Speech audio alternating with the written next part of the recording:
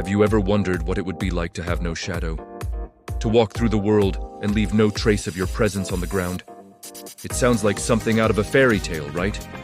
But what if I told you this wasn't a fairy tale? What if it was a real, chilling medical mystery? Imagine a sterile, white laboratory. The air hums with the quiet drone of machinery. The scent of antiseptic hangs heavy. In the center of this room, under the harsh, unforgiving glare of a surgical lamp, lies a body on a steel table.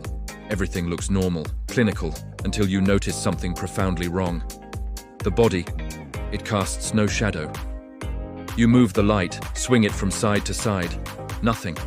You bring in another lamp, then another, flooding the room with light from every possible angle. Still, there is no shadow. It's as if light passes straight through it, or maybe it absorbs every photon that touches it. The effect is dizzying, a violation of the basic laws of physics we take for granted every single day. This isn't just a trick of the light, it's a biological impossibility staring you in the face.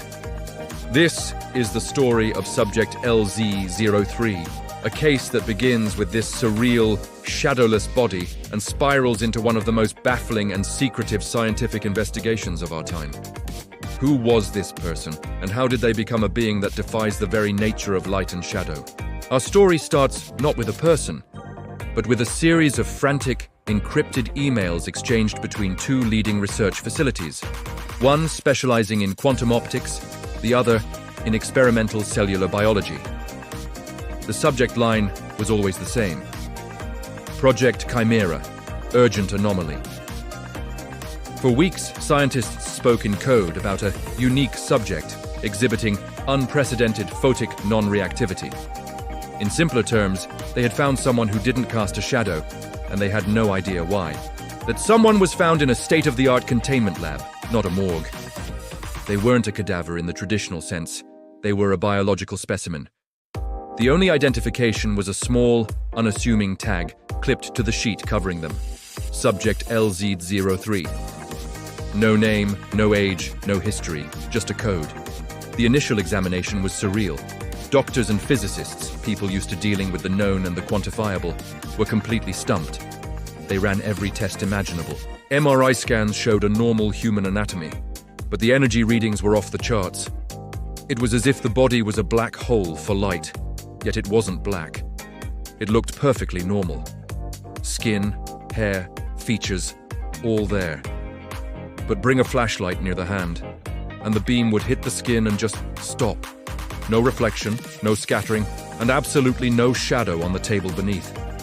The team working on LZ03 nicknamed him Lazarus, partly for the LZ in his designation, but mostly because the implications of his condition felt like a resurrection of forgotten science, a defiance of natural law.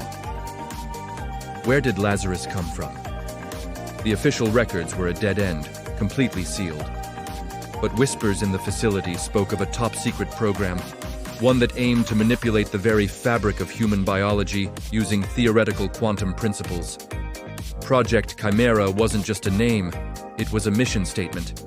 They were trying to create a hybrid of man and something else entirely. The goal, as pieced together from fragmented notes, was to develop a form of biological camouflage. So perfect, it could render a person invisible to both sight and electronic detection. The theory involved altering human cells at the subatomic level, changing their interaction with photons. Early experiments, documented on hidden servers, showed disastrous failures. Subjects experienced rapid cellular decay or catastrophic energy discharges. They were trying to rewrite the rules of existence, and the price was steep. LZ03 was different. He was the first to survive the initial procedure. The first to achieve a stable, albeit terrifyingly strange, new state of being. The notes referred to the introduction of a synthetic, light-absorbing protein that was supposed to integrate with the subject's own cells. For LZ03, it worked too well. Instead of bending light around him for invisibility, his body began to consume it.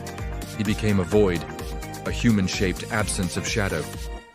But was LZ03 just an experiment, or was there a person behind the code? A junior technician, haunted by the ethical implications, managed to bypass several layers of security. She found a fragmented video log. It wasn't a scientist's report. It was a personal diary. The video shows a man, maybe in his late 20s, with a kind, tired face. He introduces himself, not as LZ03, but as Leo. He was a physicist, a brilliant one, who had volunteered for the project. He believed he was contributing to a technology that could protect soldiers, make them unseen on the battlefield, and save lives. In the early logs, he's optimistic, excited. He talks about feeling strangely light and how colors seemed more vibrant, but the tone of the logs shifts dramatically. In one entry, he's sitting in a dimly lit room, staring at his hand. "It's happening," he says, his voice a strained whisper. "I was outside today. The sun was bright and I looked down, and there was nothing there. My shadow, it's gone." He sounds not triumphant, but terrified.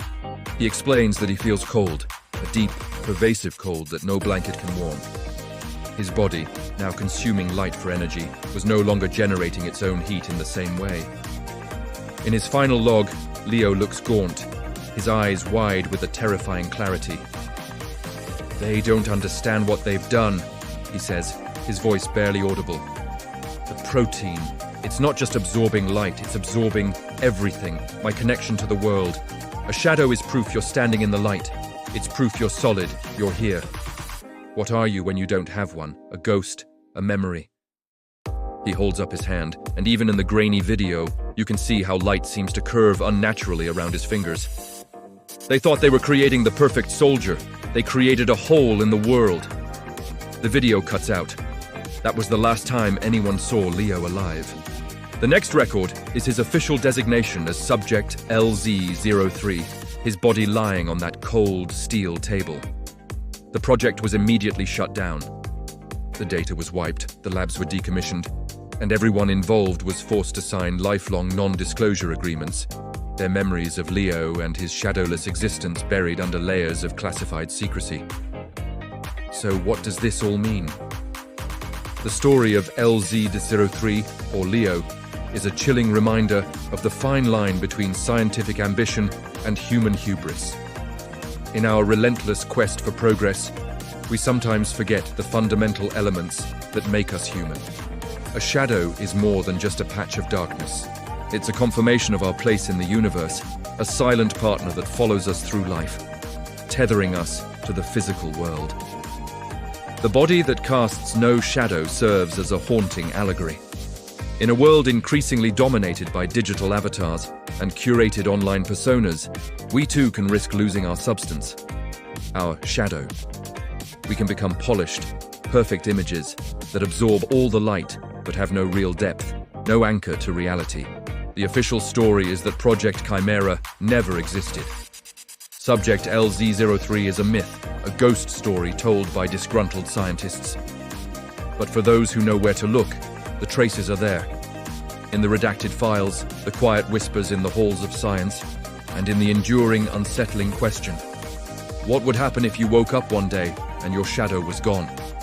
It forces us to ask ourselves what we are willing to sacrifice for the sake of advancement, and it makes you look over your shoulder just to make sure that reassuring, familiar darkness is still trailing faithfully behind you. Thanks for joining me on this deep dive into one of modern science's most fascinating and disturbing mysteries. If you found this story as compelling as I did, make sure to hit that like button and subscribe for more content that explores the boundaries of our known world. What do you think happened to Leo? Was he a martyr for science or a victim of unchecked ambition? Let me know your thoughts in the comments below. Stay curious, and until next time, don't lose your shadow.